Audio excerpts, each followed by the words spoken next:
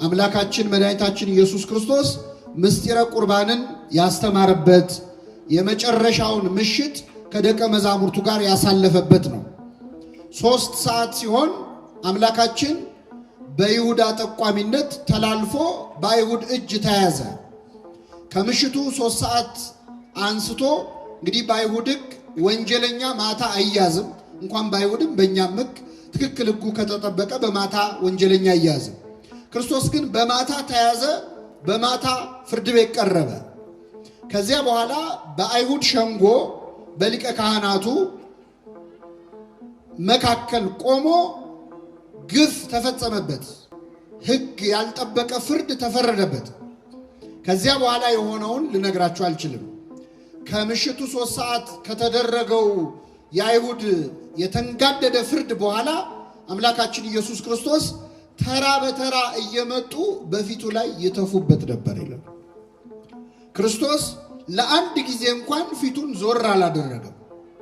ርኩስ ምራቃቸውን በፊቱ ላይ ሲተፉበት ተራ በተራ እየመጡ በጥፊ ሲመቱት ታግሶ ምሽቱን አሳለፈ። እማይነጋ ሌሊት ነው ያደረው ክርስቶስ እስከ ጠዋት ድረስ። እጆቹን ጉድጓድ ውስጥ ወደ ላይ አስረው እያሰቃዩት በጥፊ የመቱት፣ በጥፊ የመታ ማን ነው? ትንቢት ተናገር እያሉት ይህችን ምሽት አምላካችን ኢየሱስ ክርስቶስ በጭንቅ ያሳለፈበት። ስለኛ ብሎ የተጨነቀ አምላክ ሁላችንን ከጭንቀት ያውጣል። ስለዚህ ይህ ምሽት በጣም ታላቅ ምሽት ነው ምዕመናን። ቤተ ክርስቲያን የተመሰረተችበት፣ ምስጢረ ቁርባን የተከናወነበት፣ ጌታ ተንበርክኮ የሐዋርያቱን እግር ያጠበበት ነው። የነገው ዕለት ደግሞ ትክክለኛው ስቅለቱ የተፈጸመበት ጥንተ ስቅለቱ ነው። በዚያች ዕለት፣ በዚያች አስጨናቂ ዕለት ግን ደግሞ የድህነት ቀን፣ ቅዱሳን የተጠባበቋት ቀን፣ የመዳን ቀን ብለው ለረጅም ዓመት ይናፍቋት የነበረች ዕለተ ዓርብ ቀን አምላካችን ኢየሱስ ክርስቶስ ስለ ሁላችን በመስቀል ላይ ተሰቅሏል። በተሰቀለበት ዕለት ብዙ ነገር ሆኗል ምዕመናን። ከዚያ መካከል ለዛሬው ምሽት አሁን ያነበብኩላችሁን የወንጌል ክፍል ብቻ እንማራለን። እግዚአብሔር አምላካችን እንዲያስተምረን የእርሱ ቅዱስ ፈቃድ ይሁንልን። ርዕሳችን ምንድን ነው? ጌታ ሆይ በሉ እስኪ በመንግሥትህ በመጣህ ጊዜ ምን በለኝ አስበኝ። ይህ ቃል ደጋግመን ስለሰማነው ምናልባት አዲስ ነገር የሌለው ይመስለናል፣ ግን በጣም ጥልቅ ጸሎት ነው ምዕመናን። ጌታችን መድኃኒታችን ኢየሱስ ክርስቶስ ዓርብ ዕለት በተሰቀለ ጊዜ የተሰቀለው ከሁለት ወንበዴዎች መካከል ነው።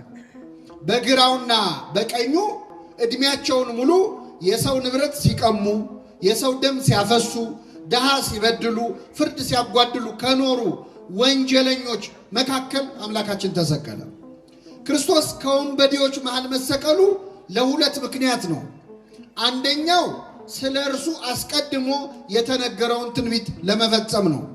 በትንቢተ ኢሳይያስ ምዕራፍ 53 ላይ ነቢየ እግዚአብሔር ኢሳይያስ የሰማነውን ነገር ማን አምኗል? የእግዚአብሔር ክንድ ለማን ተገልጧል? ብሎ ስለ ክርስቶስ መከራ የተናገረበት ክፍል አለ። በዚያ ክፍል ላይ በእርሱ ቁስል እኛ ምን አልን? ተፈወስን። እንደ በግ ለመታረድ ተነዳ፣ በሸላቾቹ ፊት ዝም እንደሚል በግ እንዲሁ አፉን አልተከፈተም ይላል። ይህንን አረፍተ ነገር ሲጨርስ ግን ምዕራፉን ሲጨርስ ከአመፀኞች ጋር ተቆጠረ ይላል። ከምኖች ጋር? ከአመፀኞች ጋር። ክርስቶስ እኛን ከጻድቃን ጋር፣ እኛን ከቅዱሳን ጋር ሊደምረን እሱ ከጻድቃን ጋር ሳይሆን ከኃጢአተኞች ጋር ተቆጠረ። ስለዚህ ከአመፀኞች ጋር ተቆጠረ የሚለው ቃል ይፈጸም ዘንድ ክርስቶስ በሁለት አመፀኞች መካከል ተሰቀለ። በግራውና በቀኙ የቀኙና የግራውን በዴ ፈያታዊ ዘየማንና ፈያታዊ ዘጸጋም የምንላቸው ጥጦስና ዳክርስ የሚባሉ ሁለት ወንጀለኞች መካከል መድኃኒታችን ኢየሱስ ክርስቶስ ተሰቀለ። እሱ ከወንበዴዎች መሃል የተቆጠረው ለምንድን ነው ካላችሁ እኛም ከጻድቃን ጋር እንድንቆጠር ለማድረግ። በነገራችን ላይ ክርስቶስ እሱ ስለኛ ስለተሰቀለ እኛ ስለሱ ብለን እንድንሰቀል አይፈልግም። እሱ ለኛ ብሎ ስለሞተ እኛ ለሱ እንድንሞት አይፈልግም። እሱ ሞቶልሃል፣ አንተ ለሱ ብለህ ኑርለት ነው። እሱ ሞቶልሃል፣ አንተ በሕይወት ኑርለት፣ ከኃጢአት ተለይለት። እሱ ስላንተ ብሎ ከኃጢአተኞች ጋር ተቆጥሯል። አንተ ለሱ ብለህ ከኃጢአተኞች ቁጥር ውጣ፣ ከሰካራሞች ቁጥር ውጣ፣ ከወንጀለኞች ቁጥር ውጣ። ይሄ ነው የእግዚአብሔር ሐሳብ። እና ከሁለት ወንበዴዎች መሃል መሰቀሉ የመጀመሪያው ትንቢቱን ለመፈጸም ነው። ሁለተኛው ምዕመናን ለወደፊቱ የሚፈጸመውንም ነገር እያሳየን ነው። ልብ አድርጉ። ከጌታ ግራና ቀኝ ሁለት ወንበዴዎች ተሰቀሉ። የግራው ወንበዴ ጌታውን ተሳደበ፣ የቀኝ ወንበዴ ግን በመንግስት ምን በለኝ አለ። ከሁለቱ የቀኝ ወንበዴ ወደ ገነት ገባ። በዕለተ ምጽአት ክርስቶስ ሊፈርድ ሲመጣ ምን እንደሚከናወን እዛው መስቀል ላይ ያሳየን። ክርስቶስ ዳግም ሊፈርድ ሲመጣ ኃጢአተኞችን በፍየል የተመሰሉ ኃጥአንን በግራው ጻድቃንን በቀኙ ያቆማቸዋል። እናንተ የአባቴ ቡሩካን ዓለም ሳይፈጠር ወደ ተዘጋጀላችሁ ወደ መንግስቴ ግቡ ውረሱ ይላቸዋል። በቀኝ ያሉት ወደ ገነት እንደሚገቡ ለማሳየት ዓርብ ዕለት በቀኙ ያለው ወንበዴ ወደ ገነት እንዲገባ አድርጎ አሳየን። ስለዚህ ክርስቶስ ትንቢቱንም ፈጸመ፣ ትንቢትም ተናገረ ማለት ነው። በዚህ ዕለት ምዕመናን ክርስቶስ ከሁለት ወንበዴዎች መሃል ተሰቅሎ እያለ በመጀመሪያ ሁለቱም ወንበዴዎች ይሰድቡት ነበር ይላል። የማቴዎስ ወንጌል ምዕራፍ 27ን ሄዳችሁ አንብቡት። የማቴዎስ ወንጌል ምዕራፍ 27 ላይ ሌሎች ሁሉ ሲሰድቡት፣ መቼስ ዓርብ ዕለት እኮ ክርስቶስን ያልሰደበው ሰው የለም። እኔ በጣም የሚገርመኝ ከተሳዳቢዎች ሁሉ መንገድ ኃላፊዎች አሉ። በዛ ሲያልፉ እየወጡ ነው፣ ኢየሩሳሌም ገበያ ውለው ሊወጡ ሲሉ መንገድ ላይ ተሰቅሎ አዩ። ምንድን ነው አሉ። ወንጀለኛ ነው ተሰቅሎ ነው ሲሉ እነሱም መጥተው ሰደቡት ይላል። አሁን ምን ያውቃሉ? ውስጥ በማያውቀው ነገር የሚሳደብ ሰው አለ። አሁን የሆነ ሰው ሲሰደብ ካየን ተጨምረን አብረን እንሳደባለን። ይሄ ሁሉ ሰው የሰደበው መቼስ ስድብ ቢገባው ነው ብለን ማለት እንደዚህ እኮ ነን። የወደቀ ዛፍ ምሳር ይበዛበታል ይባላል። የተሰደበው ላይ ስድብ ማዋጣት ልማዳችን ነው። ስለዚህ መጥተው ክርስቶስን ሰደቡት። በግራ በቀኝ ያሉት ወንበዴዎችም ሁለቱም ሰደቡት። በኋላ ግን ምዕመናን በቀኝ ያለው ወንበዴ ድንገት ሐሳቡን ቀየረና እጅግ አስደናቂ ጸሎት ጸለየ። ጌታ ሆይ በመንግስትህ በመጣህ ጊዜ ምን በለኝ አስበኛል። ምንድነው ይህንን ወንበዴ ከተሳዳቢነት ወደ ጸሎተኝነት የቀየረው? ምንድነው? ተራ ጸሎት ደግሞ አይደለም ጸሎቱ። እስቲ በደንብ አስተውሉት። ሁሌ ስለምትሰሙት እንደው አዲስ ነገር የሌለው እንዳይመስላችሁ። ለመጨረሻ ጊዜ ላስብላችሁ። ጌታ ሆይ በመንግስትህ በመጣህ ጊዜ ምን በለኝ አስበኝ። አራት ነገሮች ነው የተናገረ። የመጀመሪያ ጌታ ሆይ አለው ክርስቶስ። ጌታ ሆይ ቃል አክብሮ ነው፣ የማክበር ቃል ነው። እኛ ስንጸልይ በሰማያት የምትኖር ምናችን ሆይ እንደምንለው ጌታ ሆይ አለው። ክርስቶስን ጌታ ሆይ ማለት ምን ይገርማል። ብዙ ሰዎች እኮ ጌታ ሆይ ብለውታል። እንደው ጌታ ሆይ የሚሉት ሰዎች ከመብዛታቸው የተነሳ ጌታ ሆይ የሚለኝ መንግስቴን ምን አይልም አይወርስም እስኪል ደርሷል። ይህ ወንበዴ ግን ጌታ ሆይ ማለቱ ከሌሎች ሁሉ ሰዎች ይበልጣል። ምንድነው ካላችሁ፣ ይህ ወንበዴ ክርስቶስን ጌታ ሆይ ያለው በዕለተ ዓርብ ነው። ዓርብ ዕለት ክርስቶስን ጌታ ሆይ ያለው ሰው የለም። የሰደበው አለ፣ በጥፊ የመታው አለ፣ የተፋበት አለ። ጌታ ሆይ ያለው የለም። ምናልባት ዛሬ ማታ ሐሙስ ማታ ጌታ ሆይ ያሉት ማን መሰሏችሁ? የሮም ወታደሮች በጥፊ መታውት ጌታ ሆይ በጥፊ የመታ ማን ነው ብለውታል። ስቃይ ላይ ያለ ጌታ ሆይ ማለት ከባድ ነው። አሳና እንጀራ በርክቶ ሲያበላ ደስ ብሏቸው ጌታ ሆይ ያሉታል። ሙት ሲያስነሳ አይተው ያመኑበት ጌታ ሆይ ያሉታል። ይህ ወንበዴ ግን ክርስቶስን ጌታ ሆይ ያለው የሾህ አክሊል ደፍቶ ደሙ እየተንጠፈጠፈ ያየው ነው። ይህ ከባድ ነው። ጌታ ሆይ አለ።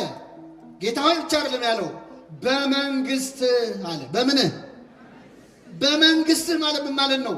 የራስህ መንግስት አለ፣ አንተ ንጉስ ነህ እያለው።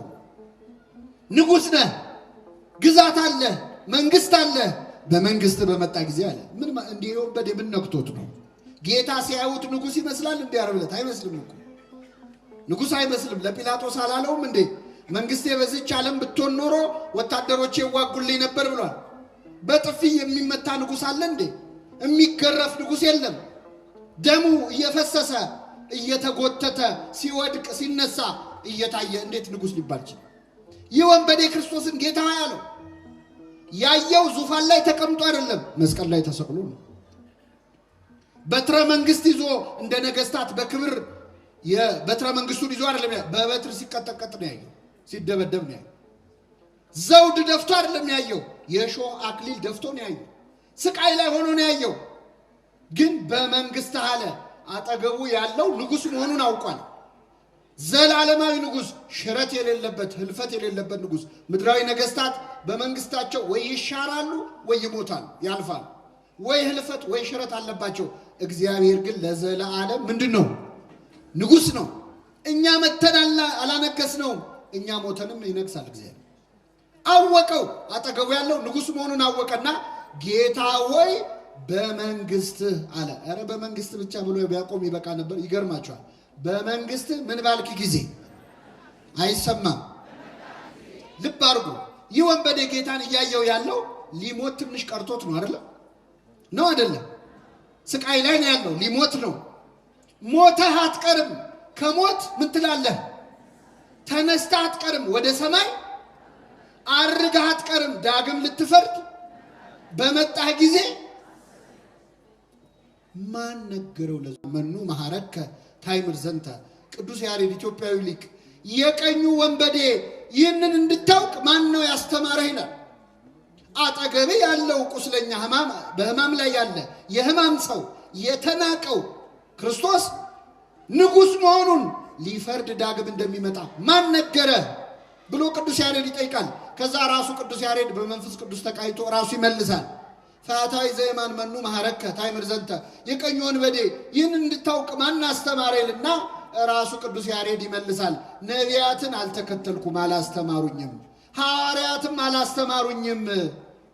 አላ ፀሐይ ቀጸበተኒ፣ ፀሐይ ጠቀሰችኝ፣ እሷን ባየው ጊዜ አመንኩኝ። ማን ጠቀሰችኝ? ይህንን ወንበዴ ካጠገቡ ያለው አምላክ መሆኑን እንዲያውቅ ያደረገችው ማን ነች? ፀሐይ ነች። ለምን? ክርስቶስ በተሰቀለ ሰዓት ፀሐይ ጨለመ፣ ጨረቃ ደም መሰለ፣ ከዋክብት ረገፉ። ብርሃንን ያለበሳቸውን አምላክ እርቃኑን አናይም ብለው ጨለመች ፀሐይ። ስለዚህ የወንበዴ ፀሐይ ስትጨልም ሲያይ አጠገቡ ያለው የፀሐይ አምላክ መሆኑን አወቀና ጌታ ሆይ በመንግስትህ በመጣህ ጊዜ ምን በለኝ አለ? አስበኝ አለ። አያችሁ፣ ያደለው ከፀሐይ ይማራል። ከፀሐይ ተምሮ ንስሐ ይገባል። እኛ ስንት ሰባኪን ያስተማረን? እስቲ ንገሩ ይመመን። ስንት ስብከት ሰማን? በተሰበክነው ልክ ማፍራት አቃተን እንጂ ንስሐ መግባት አቃተን እንጂ። ፀሐይ ለካ አስተምሮት ሰው ንስሐ ይገባል። ጴጥሮስን ንስሐ ያስገባችው ዶሮ ነች። ዶሮ ስትጮህ ወጥቶ አለቀሰ። እኛ ስንት ዶሮ ሲጮህ ሰምተናል። ከኔ ጋር ናችሁ ምመና?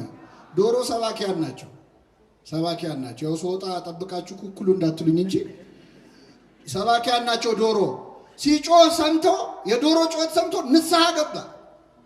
እኛ እንጮሃለን። ለምንድን ነው ንስሐ ማገቡት? ለነገሩ ዶሮም ላይ ችግር ምንድነው? ዶሮ ልብ ብላችሁ ከሆነ ጧጧ ከመጮሃ በፊት መጀመሪያ ትነሳና ምን ታደርጋለች? ክንፏን ምን ትላለች? ታራግፋለች። አራግፋ ነው የምትጮህ። አሁን እኛ የራሳችን ኃጢአት አራግፈን መጮህ ስላቃተን ማትሰሙ። መጀመሪያ ሰባኪው ንስሐ ገብቶ ተዘጋጅቶ ሲሆን የዛኔ ጮቱም ይሰማል። አሁን ግን አብራችሁን ትጮሃላችሁ። ጭራሽ እንኳን ንስሐ ልትገቡ። ይህ ወንበዴ ፀሐይን አይቶ ነው ንስሐ የገባው ይላል ቅዱስ ያሬድ።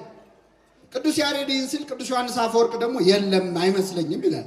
ይህንን ወንበዴማ ልቡን የመለሰችው ፀሐይ ብቻዋን አትመስለኝም። በአራተኛው ክፍለ ዘመን የነበረው አፈወርቅ የተባለው የቤተ ክርስቲያናችን መምህር ምን ይላል? ይህ ወንበዴ ልቡ የተመለሰው በጌታ ንግግር ሳይሆን አይቀርም። ጌታ በተሰቀለ ጊዜ መስቀል ላይ 7 ቃላት ተናግሯል። የመጀመሪያው ቃል ምንድን ነው? አባት ሆይ የሚያደርጉትን አያውቁምና ይቅር በላቸው። ይገርማቸዋል። ክርስቶስ የሚያደርጉትን አያውቁምና ይቅር በላቸው ያለው ገና መስቀል ላይ ያለ ነው። ከኔ ጋር ናችሁ?